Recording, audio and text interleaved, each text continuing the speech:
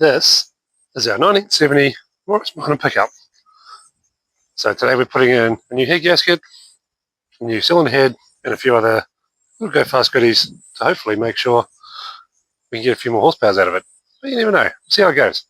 Let's get her in the shed, see how it gets on. Alright, let's get started. So this is what we're working with today. We are rolling out with a 1098cc A-series engine. Currently a few bits and pieces on there, some little headers, bigger carb. There is a sort of light sported cam in there, and it's had a bit of a once over before. It's probably a few thousand k's ago now, but we're some new parts have become available. So we are going to throw in one of these bad boys, which is a 12G202 cylinder head, which is actually off my 1100 Mini, which is currently out of the building. But we are going to chuck that on. It's known as a very good flowing head. That's quite sought after in the Mini world, unless you're going for a 1275. But shows good porting. It's definitely not new, but it has been crack tested and skimmed and had a bit of a once over. I've given it some, given the valves a bit of a once over, a bit of a lap in there. So we're going to swap it out for that. I don't know 100% what the cylinder head is that's on the Murray. It'll be a similar model, but probably a different casting. We're also going to throw in a new set of these, which is a lovely set of mini spares 1.5 ratio rockets, which should give us a bit more lift on our cam, and apparently they work really well together if you're quite happy to do them in the two stages. It is a Megalodon 266 cam, I believe is what it is called, and apparently it works very well with an upgraded set of rockers on it. So a couple of first things, as they always say, disconnect the battery. I don't really see too much point as we're not playing with electrical, and the keys are in my pocket, so it's going to be pretty hard to start it, but battery off for safety's sake. And then we're going to drain out some of the coolant out of the radiator, probably most of it. And this is actually water at the moment. There isn't actually some coolant in here, as the motor's just been running in. Apparently it's good to run your engine through with just plain water for the first wee while. Apparently the coolant isn't very good for setting gaskets. I've been told by a few people of late, and mainly on modern cars, but seems to be a thing that we do now. And I haven't really got around to changing it to coolant, so conveniently we're doing this now. So we'll drain that, pulling the bottom radiator hose off. That's my lovely little tray here. Try not to make too much mess everywhere and be environmentally friendly with my rusty water. But let's let that do its thing. Pull the radiator cap. And we're just about done. Next up. Okay. We're going to leave the oil in there. We shouldn't really need to play with that. But next up, cables. Throttle cable, choke cable. Disconnect all those. That one's an easy. That's just a flat blade screw. Hopefully that's not going to fall out. No, it's not.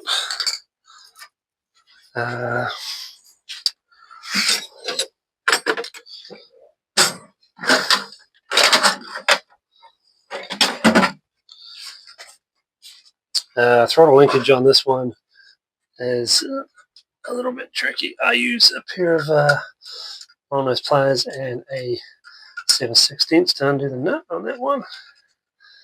That's an easy one to slide out. Take that out of. Get those out of the way. We'll take off the vacuum for the distributor, so we lose that.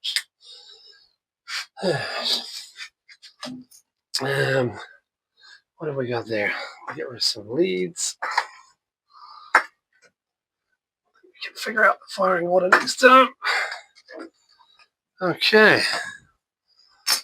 Moving right along.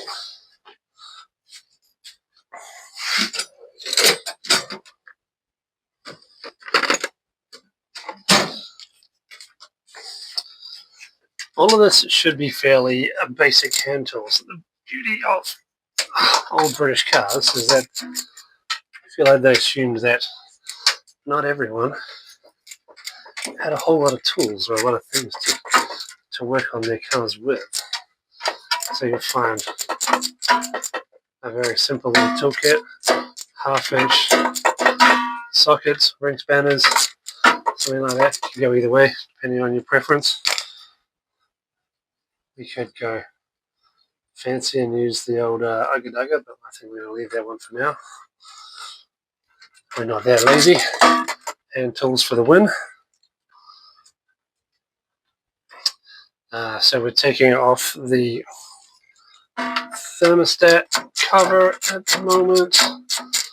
Get all the rest of these lines disconnected. So thermostat is inside here. It goes on the top of your radiator. So that's a simple one.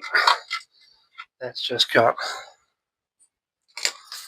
3 nuts. We'll have to put a new gasket on this when we play this one later.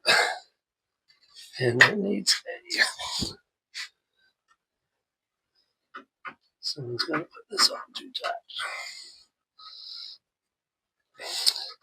Now, if you're pulling your engine apart for the first time in a long time, some of these nuts, bolts, studs, especially things like manifold studs, the thermostat cover we've got here is not a terrible idea to get in the day before, or even a couple of days, and get some penetrating oil, some CRC, something like that on some of these bolts. So that's not the prettiest, but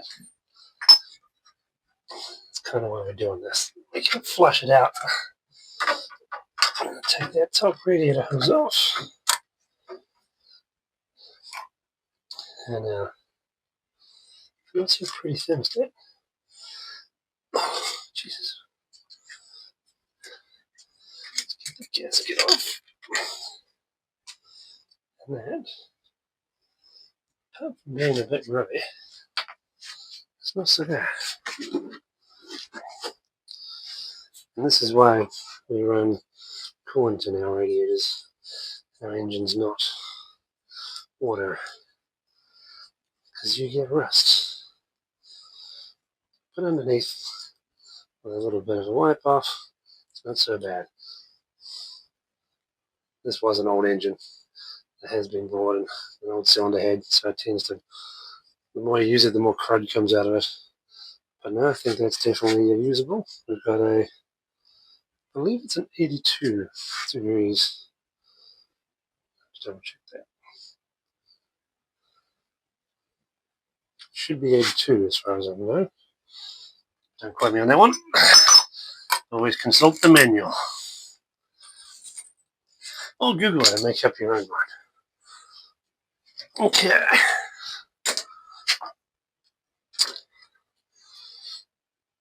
This has an aftermarket intake manifold, also from Mini Spares, on it, which is slightly different to the standard one. If you had a standard Morris Minor intake and exhaust manifold, they would be a one-piece, well, slash two-piece that can be taken apart, not easily. But it doesn't have this heater hose running through the intake, which is great for warming your car up when you're in the UK and nice and warm. Probably not so practical here, but might lose a little bit of performance, but in the grand scheme of things, it actually reroutes that heater hose quite nicely and tidily, so I've plumbed it in. Yeah.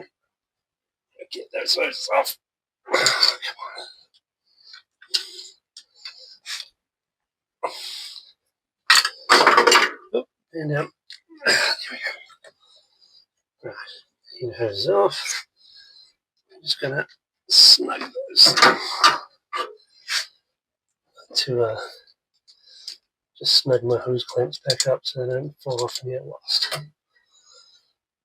Anyway, when you're putting it back together, you have to figure out where everything goes. You have to figure out where you put them. Okay. This is something else which is also aftermarket.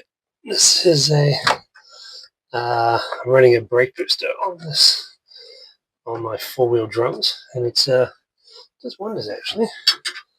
It's much lovely. You may have four-wheel drums, but it's much nicer just to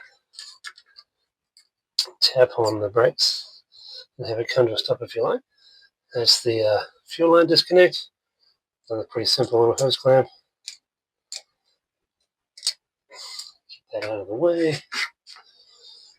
Alright, so with all those out of the way, we have the other end of the heater outlet on the back of the cylinder head. There is also a stay, which is connected to one of the head studs, which is vaguely annoying. And it's quite difficult to get off with everything in play, but we'll cross that bridge when we get to it. We'll take off manifold studs. So we've got 1, 2, 3, 4, 5 nuts on there. You'll notice there's also a set of headers on this one, which if you do want to get a set of headers and get rid of that standard manifold, which is apparently very constrictive and is not good for performance, albeit very efficient, then you have to switch to an aftermarket intake as well, because they do not fit without it. But let's see, we go. There's another set of 1/2 inches on that. I grab an extension and it should be pretty easy.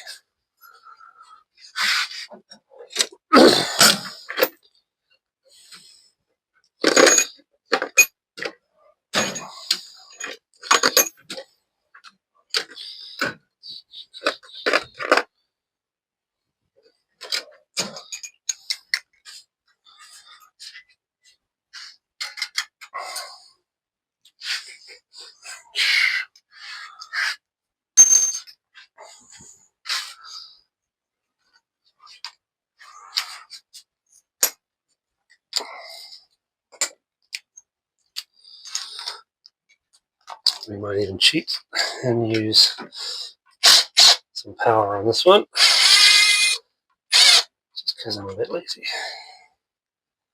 And it's getting late in the day.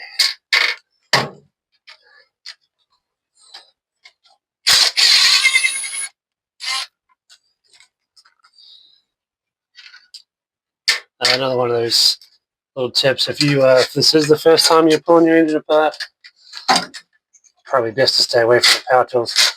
That is very, very easy to start stripping things, breaking things, and save yourself a whole lot of heartbreak. And just use the hand things. It's a lot easier to judge when something's about to go bad. But as this has been apart many times before, we're not going to worry about that. Damn you.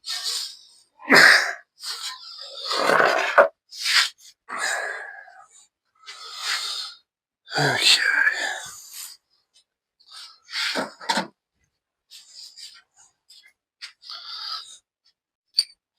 Okay. Now, if anyone's ever had to play around with one of these mini spares manifolds before, you know that it's quite a snug fit around the manifold to get your sockets and your something in there. It's been a very long time with spanners, ring spanners, other bits and pieces, but I've found that extensions, swivel universals, and little long reach sockets seem to be the way forward. They're not particularly tight. It's either they only take somewhere around 20 something, 22 Newton meters, I think, from memory. But it's enough that it's a pain in the ass if it starts to leak. So we don't want to get that. Manifold leaks are a general nonsense. But you want to make it easier on yourself, you can take off just the center 1, 2, 3, 4.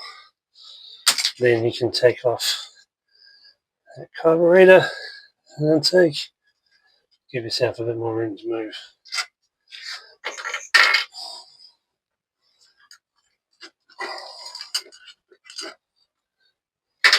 And there we go.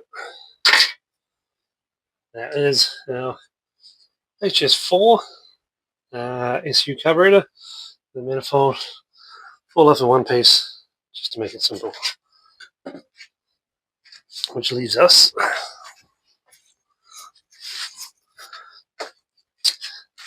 just a couple more little pieces to get this set of headers off.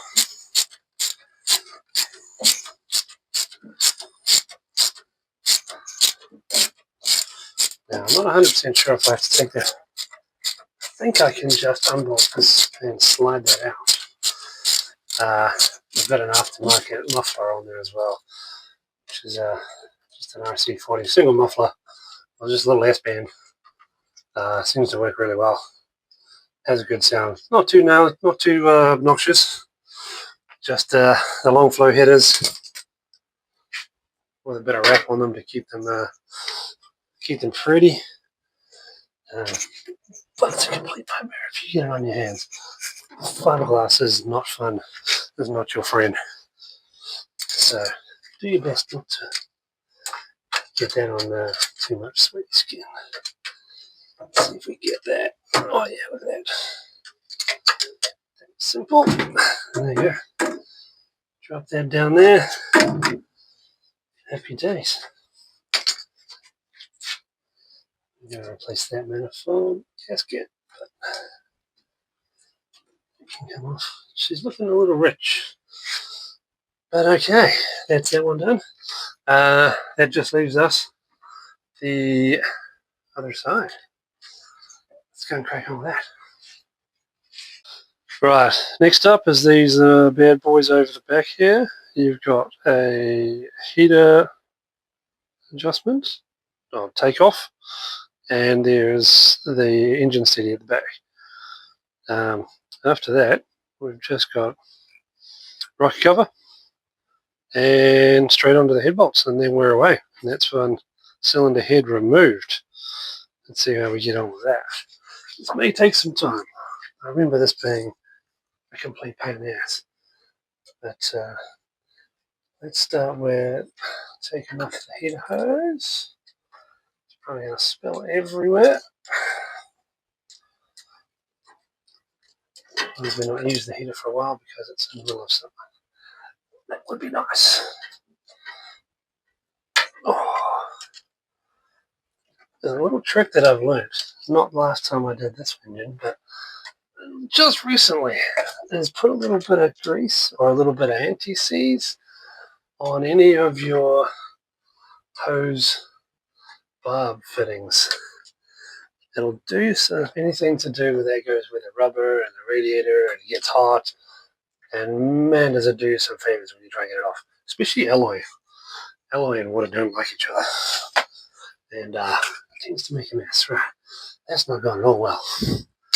But we still need to get this little sucker, which is not going to go anywhere. Okay, let's go on. We need to get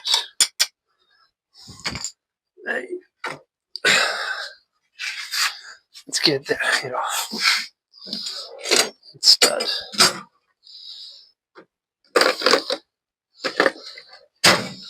Right. So head studs. When you're undoing head studs, you should be going from the outside in or in a circular, and when you're tightening them, go from the inside out. Conveniently, this one is on the end, so you can Oh, give that a crack. That seems tighter than it should be. Must have my Wheaties up there. Okay. If I can get that off, it's going to give me a little bit more room to play.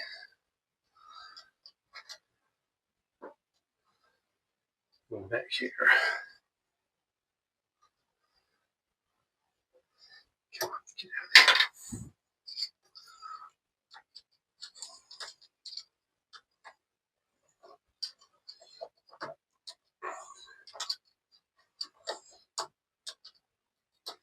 Not gonna lie, having an engine steady that bolts onto the head stud is not an ideal situation.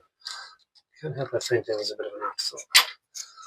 It really doesn't help when you're trying to work on these engines. I might have to do that. Let's give that a bit of a shove.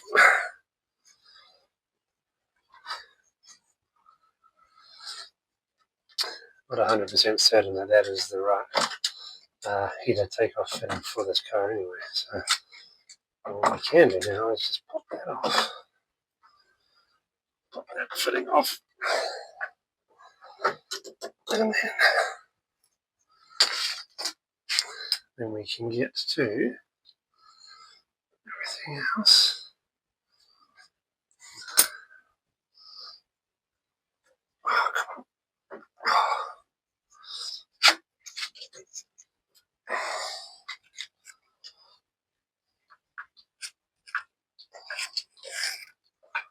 Oh, there we go. Finally.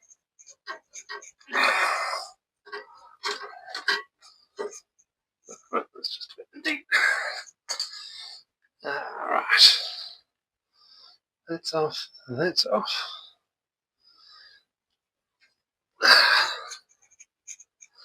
Okay. Rocket cover. Coming off. These yellow rocket covers with their little wing things seemed like a great idea at the time. They're actually proving to be a bit of a pain now. I don't know if I'll do another one. But we're here now, so we're going to stick with it. It does look pretty.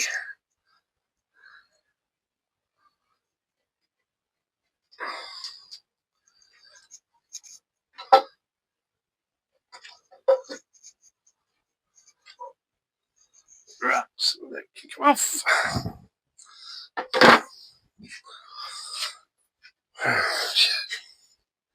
Those are supposed to get there.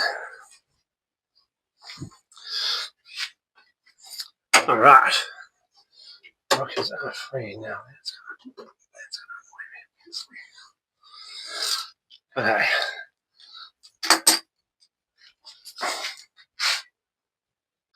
Alright, so taking off your head studs and head bolts, according to the book, you are tightening them up in that particular pattern, running from the center, running outwards. So if we're going to take it off, it's not going to hurt to follow that same pattern. See if we can crack them. That's easy. It's better. Man, that other one was tight. We're just going to go and work our way in. So that's done. That's done. Just going to give them a little bit each. Work our way in.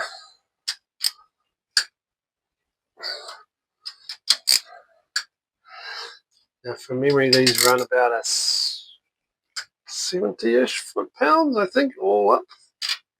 So they don't take something too crazy. Don't quote me on that. We'll read the book up when we're done. But we're just going to lighten those off, and then we're going to go back through them again. Go a little bit further, mainly because the you'll find this is the reason why I wasn't sure about the rockers, because you'll see that the rockers are bolted through with head studs. Now, when you go to tighten these up, you'll find that it'll start pushing some of the valves down, which is kind of throws out your balance a bit when you're trying to tighten everything up, and it can go fairly unevenly if you're not careful. So hence the little bit of confusion. If anyone actually does no doubt. It's probably written down in the book somewhere. I haven't come across it. If I have, I haven't remembered it. Alright, this should, all the nuts and stuff are off, just pull off nicely. Now that we're here. Oh, she's a little snug, but if I get everything out of the way, we should all be well. Oh, come on. Why do you hate me? Oh, that's going to be a pain in the ass. We might have to take that sparkling out.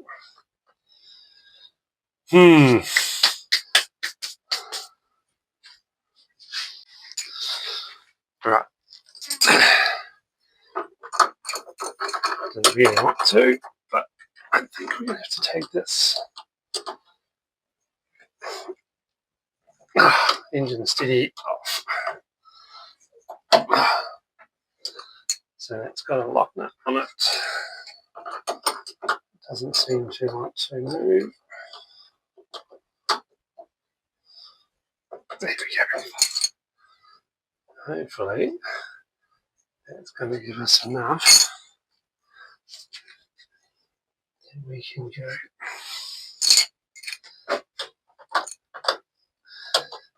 Get out of the way.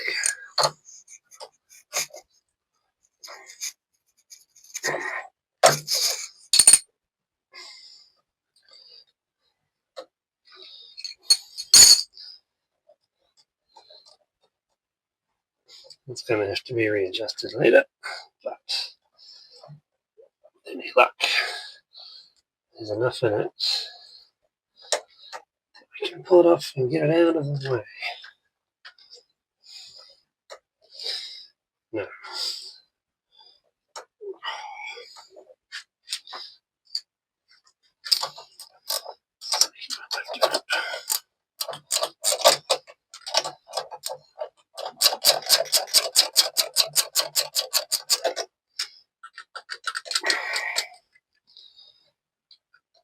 Come on, why do you hate me? Why do you hate me?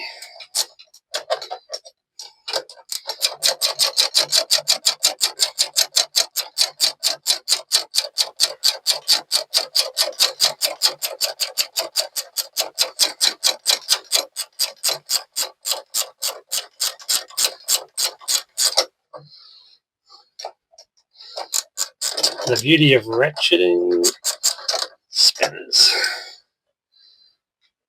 Almost.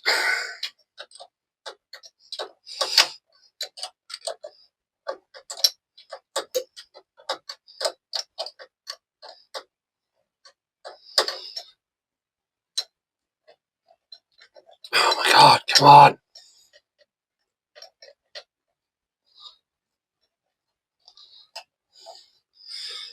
That is way too long. Okay. There we go. It's out of the way. Ow.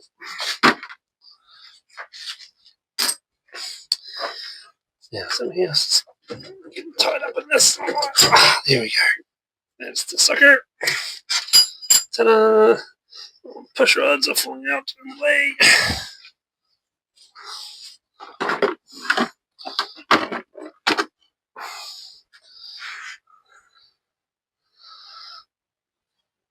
Alright. So,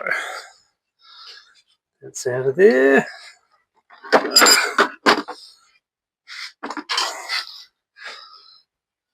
Gasket took a bit of a hiding, didn't like that.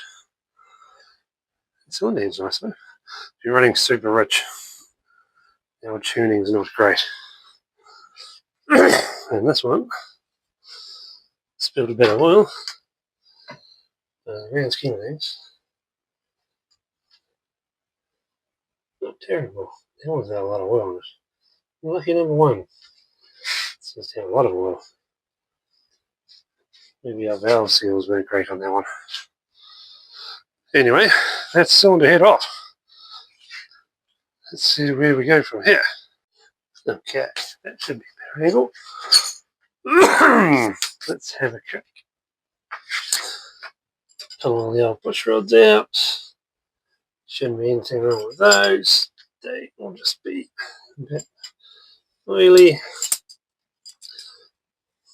If you've done something drastically wrong, these will have a bend in them, which I have done before, mainly buying a new engine, or an old engine, and then throwing it in and then trying to turn it over without testing anything. So it always pays to turn it over by hand first if you have something.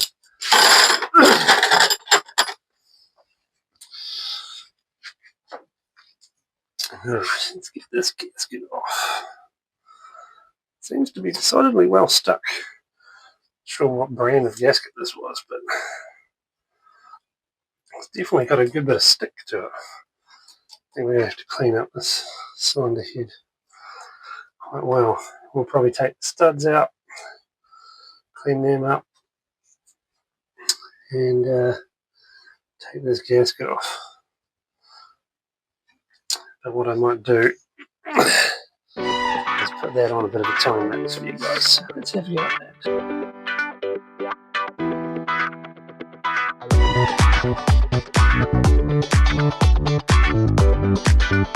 that.